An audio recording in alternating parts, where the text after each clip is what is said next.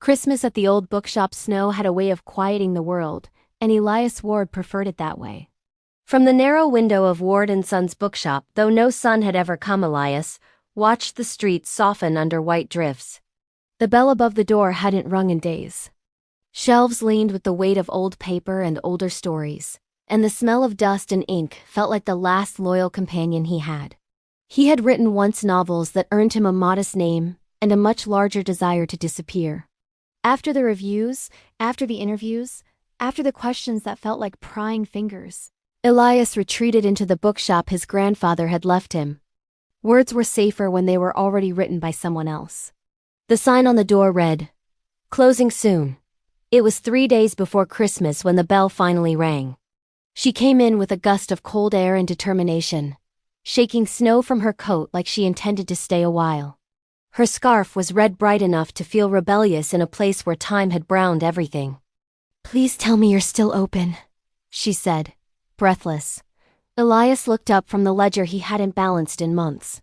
"As long as the door unlocks," he replied. She smiled, and the shop seemed to wake up. "I'm Clara," she said, already moving through the aisles. "I heard this place might close, and that simply won't do." Elias blinked. "You heard?" She turned, books in her arms. "This shop is a local treasure. Do you know how many people are looking for something real this time of year?"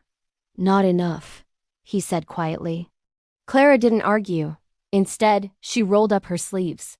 By the next morning, a handwritten sign hung in the window. "Christmas Eve bookshop sale." Fairy lights, where had she even found them? Glowed along the shelves. Clara brought cookies, hot cider, and an energy that refused to let the shop remain forgotten. "You don't have to do this," Elias told her as she rearranged a display of worn paperbacks. "I want to," she said. "Besides, stories deserve saving. So do the people who keep them." He wasn't sure when she started staying late, or when their conversation shifted from books to memories. Clara talked about moving to town after losing her mother, about believing in second chances. Elias spoke about writing and stopping, about how silence felt safer than hope. On the night before Christmas Eve, snow fell thick and quiet again. They stood by the window, lights glowing behind them, the shop warm with laughter it hadn't heard in years. "You know," Clara said softly, "this place doesn't feel like it's failing anymore." Elias looked at her, at the woman who had stepped into his quiet world and rearranged it without asking permission. "Neither do I." He kissed her then, gently, as though afraid she might disappear like a dream at dawn.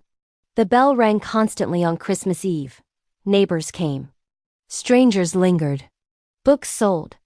The sign came down.